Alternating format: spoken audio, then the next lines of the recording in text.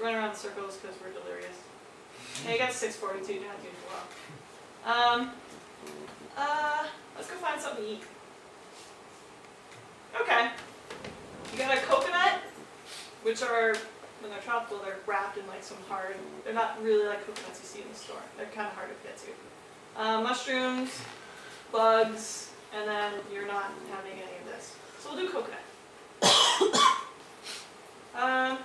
You pick up the coconut, you're trying to use a rock as a tool. It's not going so well because your fortitude's like totally neutered. So you're just going to be flailing around and throwing that stone in frustration. And you piss off an animal.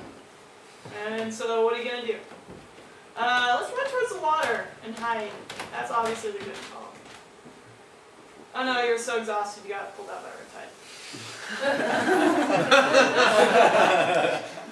You drowned. The end. I don't have a proper reset button in there. Now we'll go to the jungle's edge. I guess do a couple things. Try food. Mushrooms. Mushrooms. No farmer maggots to chase us off. Okay, so check out the mushrooms. They're brown. They don't smell of it like anything. So let's obviously eat this mushroom. So that is the way to go. Yeah, eat the mushroom. A little tangy. Show stats. Yeah, sanity went down. My hunger went down a bit. Thirst went up a little. So you have the animal. Let's defend ourselves. Kill. Okay, look at the potential foods gained. Oh, the animal is bright pink. Now, if you didn't eat the mushroom, the animal would have just been a rat. Now it's magical. And it is smiling at you. So, let's chase after it. If you ignore it and stay on the beach, I think that's like a happy ending, and I just put in, and you live happily ever after. I didn't have time to keep going. Be thirsty. Drink stream. Drink stream. Yeah, right. Okay, yeah, drink stream. So if you drink a stream and eat the mushroom, you're at 50 sanity. So if you climb the cliff, you jump. Obviously that's a nice happening. Also another bullshit enemy. Okay, let's rest. Let's remain and try our luck on the beach. Ooh. Bitch, you're eating my lobster monsters. That's a Dark Tower reference. And that's pretty much how far I got. I just kind of like did it as I went, and I made the branches converge as I went, and I went, okay, I can make this work as well. I think next time I'd probably plan it, like I'd map it out better, or make plans or plan stats better. But it was good to learn and fun to improvise. Yes. Excellent.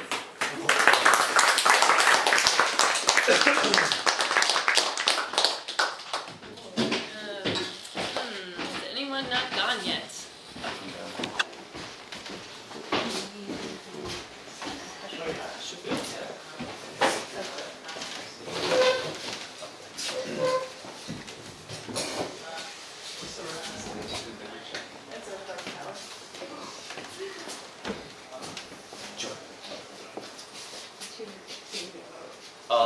Yeah, it doesn't have one. Oh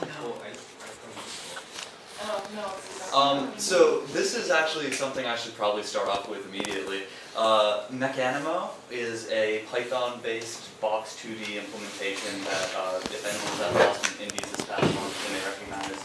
The guy who created it used it to re-implement Run, Run, Run, Jump from last year's local game jam in a rapid system to show its capabilities.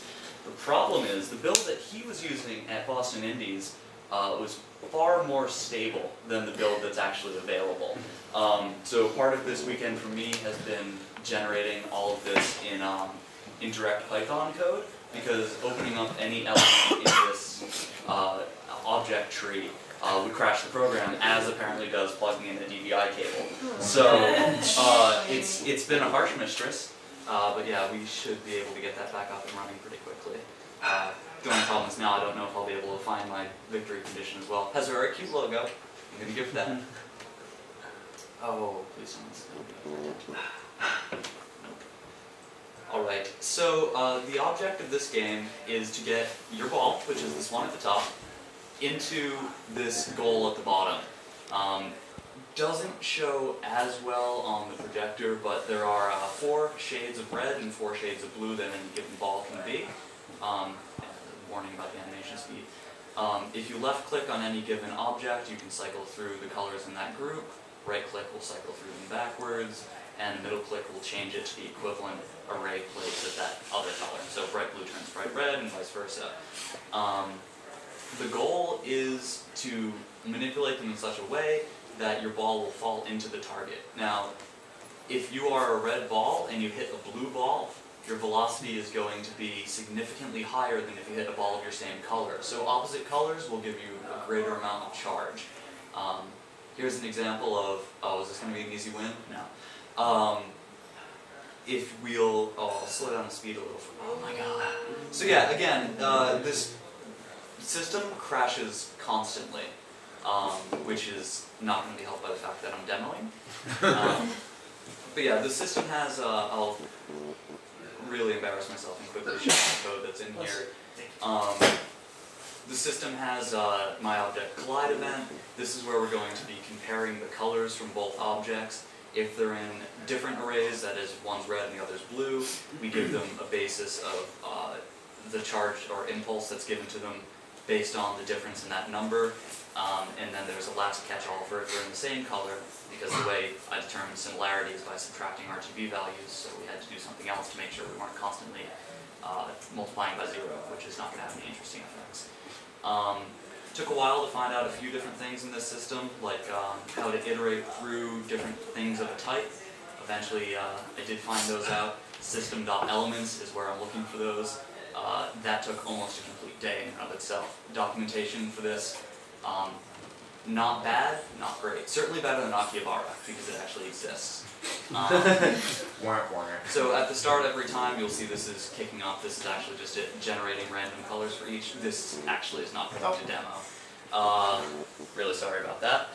But yeah, the idea was to make a pachinko or peggle type game where the player has a little more agency in that you can, at the beginning, select your own, literally every time now, select your own color coordinations. Things I would add would be more visibly distinct colors and probably also a random placement of those circles. Right now it's one array that just gets random colors. Ideally it would be random positioning as well, and then you would work from there. Very much a try again until you find the correct combination that will win. It's not a very easy physics system to simply look at and figure out the right answer. Thank you.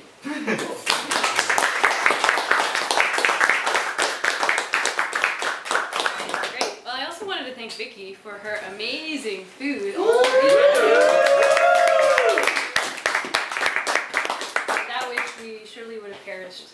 Died of dysentery. Well, I just wanted to be one of the cool kids too, so, but since I'm not technologically inclined at all, the only thing I was capable of doing was a food jam, so that's what I did. I brought in stuff and hopefully everyone liked it, hopefully no one will get sick. I don't think that will happen. And I had a lot of fun. It was really great. I like not having to cook on a schedule, so it was really awesome. I'm glad everyone enjoyed it. Yes, excellent. Yeah, and for anyone who wasn't here for the food, incredible. Yeah. Well, I also wanted to thank Sprout for having this space available for us too. I don't know if you guys know what Sprout is, but it's a nonprofit that does a lot of open science workshops and educational outreach within the Somerville community. So. They're great. I guess we'll give them a hand.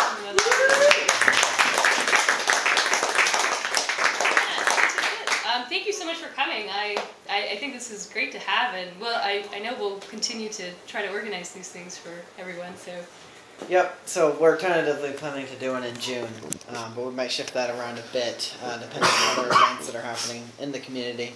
And we'll try to come up with themes to keep things interesting and get new people in every time. Anyone who came today who isn't in the Google group I used to send the info about the event, please give me your email, because that's like our official way to make sure we get the information to you for the next one. Cool.